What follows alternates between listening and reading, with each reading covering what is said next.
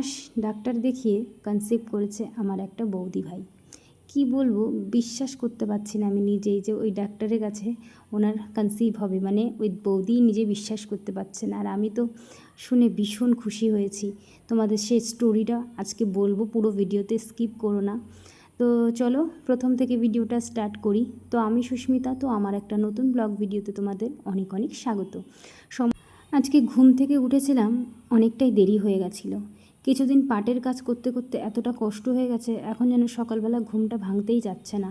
কিন্তু ভেবে নিয়েছি আমি আজকের থেকে একটু ব্যায়াম যোগা করব, সেটা যেন ভাবাটাই হয়ে যায়, করা আর হয় না।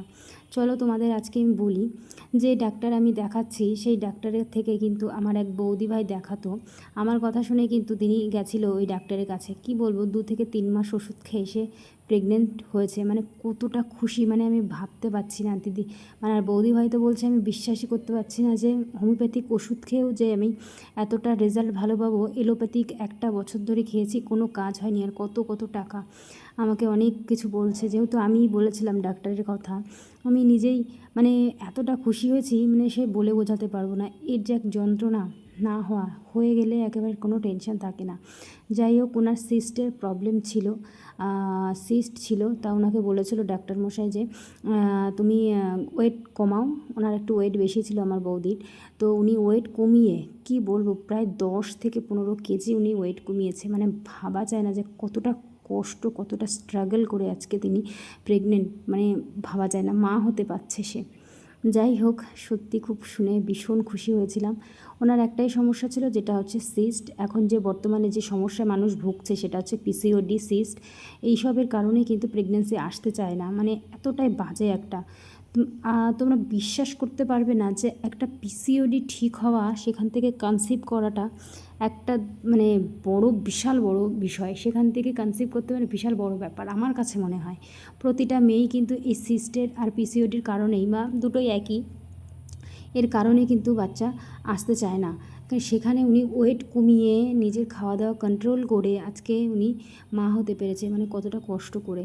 তো যাই হোক, আমাকে একটা কথাই বলেছে যে তুমি ওষুধটা ঠিকমতো খেও, ইয়ে করো না, তাহলে কিন্তু সমস্যা। যাই হোক, ওষুধ ওনার কথা শুনে আরও বেশি ভালো লাগছে। না, আমি দেখাচ্ছি, ঠিক সময় হলে হবে। দেখো, দেখতে দেখতে দিদি বৌদিরও হয়ে গেল। কত চিন্তা, কত কথা শুনেছে উনি, বলতে পারবো না। সে মানে হাজারো কথা, নিজের শাশুড়ি মার থেকেও খুব বাজে বাজে মন্তব্য শুনেছে, যে মোটা, কোনো দিনও বাচ্চা কাচ্চা আর হবে না, এই কথাটা পর্যন্তও কিন্তু শুনেছে। কি বলবো, এখনকার যে দিনকাল বেরিয়েছে, এখন কে ভালো কে খারাপ কিছু বলার নেই। তাও দেখো, ভগবান ওনার আলোটা করে দিয়েছে। এখন কিন্তু সে শাশুড়ি হোক, যেই হোক, কেউ কিন্তু তাকে প্রশ্ন করতে পারবে না।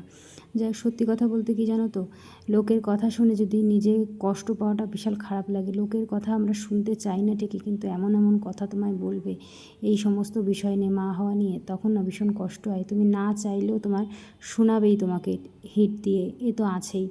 পাড়া প্রতিবেশী বাদ দাও, নিজের লোকই যদি এখন এইসব কথাবার্তা বলে, তখন কষ্টের আর সীমা থাকে না।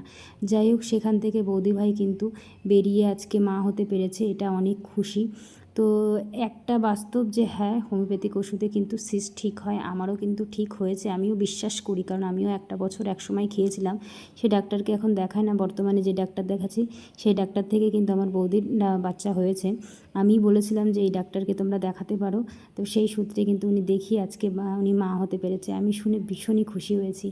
যাই হোক, সব কিছুই ঠিক হবে, শুধু ধৈর্য, সময়, অপেক্ষা, আর কিছুই না। তো যাই হোক, আমিও এখন একটু ওষুধটা ঠিকমতোই খাবো, কিছুদিন ঠিকমতো ওষুধ খাওয়া হয়নি। তো যাই হোক, সমস্ত কাজকর্ম সেরে পুজো টুজো দিয়ে উঠলাম। তো চলো, ভিডিওটা এই পর্যন্ত শেষ করব। পরের একটা নেক্সট ভিডিওতে দেখা হবে। ভালো থেকো, সুস্থ থেকো।